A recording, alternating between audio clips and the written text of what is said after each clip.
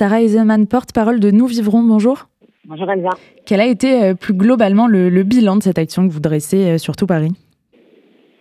Alors, comme vous le disiez Elsa, hier on avait près de 100 militants qui étaient déployés sur les marchés parisiens, mais aussi à Marseille, à Nice, à Lille, à Nantes, à Lyon.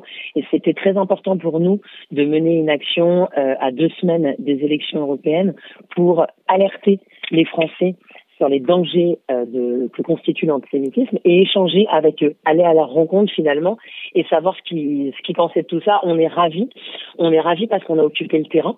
Et ça, c'est l'une des vocations du collectif Nous Vivrons depuis sa création, de ne plus laisser la rue aux extrêmes, que ce soit à l'extrême gauche ou à l'extrême droite. Et ensuite, le bilan est plutôt positif. L'accueil nous a été assez favorable. On a été soutenus, on a été félicités. On a eu des échanges compliqués également, puisqu'on avait ciblé des marchés avec du monde évidemment, mais des marchés à plutôt tendance LFI ou plutôt tendance RN. Mais on était là pour ça, on était là pour débattre, on était là pour échanger. On n'a pas eu de violence, on n'a pas eu trop d'agressivité. On a souvent été cornerisés sur le sujet du conflit israélo-palestinien, sur le sionisme qui aujourd'hui est clairement remis en cause à visage découvert. On en est à se poser la question de la légitimité de l'existence de l'État d'Israël. Nous, notre message, c'était vraiment celui de la lutte contre l'antisémitisme et de bien attirer l'attention des passants sur le fait que l'Europe était aujourd'hui le meilleur garant de la démocratie, le dernier rempart à la haine. Nous, en tant que juifs, 80 ans après la Shoah, on ne sait que trop bien ce que cela veut dire. Et donc l'opération a été clairement réussie. Justement, pour vous, en tant que collectif juif qui lutte contre l'antisémitisme, qu'est-ce que ça voulait dire de mettre les deux extrêmes sur le même plan? Ça voulait dire qu'on ne sera pas instrumentalisé. On ne sera ni menacé par la France insoumise, qui a clairement décidé de mettre une cible dans le dos des Juifs depuis le 7 octobre, ni manipulé par l'extrême droite, qui a choisi sciemment d'utiliser l'antisémitisme et d'utiliser les Juifs pour discriminer notre communauté. Notre message, il est très clair, l'antisémitisme n'est pas une promesse de campagne, ni dans le cadre des élections européennes, ni dans le cadre des élections présidentielles à venir, et c'est pour ça qu'on tiendra le siège. Est-ce qu'il y a quelque part aussi un double message d'alerter le grand public, comme on l'avait fait sur les marchés, de dire cet antisémitisme, il vient des deux côtés, et aussi un message aux Français juifs à maintenant moins de 2 semaines de ce scrutin? C'est exactement ce qu'on déroulait dans notre tract, ni facho, pas d'antisémites au Parlement européen, extrême gauche, extrême droite, vous ne nous duperez pas.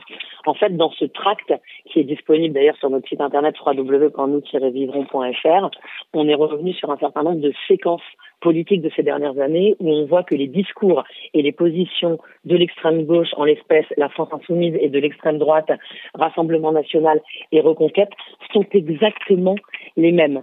Quand sur la reconnaissance de la responsabilité de la France, notamment dans le cadre de la RAF, le Veldiv, c'est une position qui est dénoncée unanimement par les 3 partis politiques que je vous ai cités, on comprend que c'est blanc bonnet et bonnet blanc. Finalement, l'extrême gauche et la nouvelle extrême droite aujourd'hui.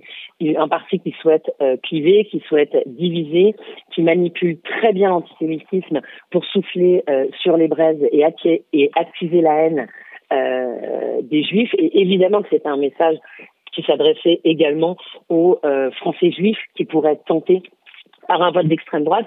On comprend tout à fait que les Juifs se soient sentis abandonnés ces dernières années, et ça a été clairement le cas. Mais le RN n'est pas du tout le dernier rempart à l'antisémitisme. Le dernier rempart à l'antisémitisme, c'est l'Europe. L'Europe qui doit être protégée de tous les populistes.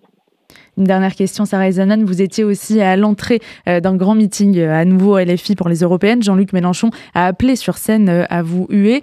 Est-ce que il y a un côté des pas supplémentaires qui sont franchis chaque jour, et cette dynamique de propos, ou en tout cas qui mène à l'antisémitisme, qui s'arrête pas? Alors effectivement, sur scène, devant plus de 1000 personnes, Jean-Luc Mélenchon a explicitement appelé sa foule de militants à huer, pour ne pas dire taper, le collectif Nous Vivrons. C'est dangereux.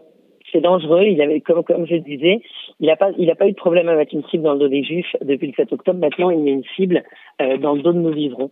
Nous, le message qu'on a à dire à Jean-Luc Mélenchon, qui vraisemblablement ne supporte pas la contradiction, c'est que partout où l'antisémitisme surgira, nous serons là. On l'a montré et on ne s'arrêtera pas Samedi dernier, on est venu pour dénoncer l'antisionisme avéré de la France insoumise et son antisémitisme déguisé.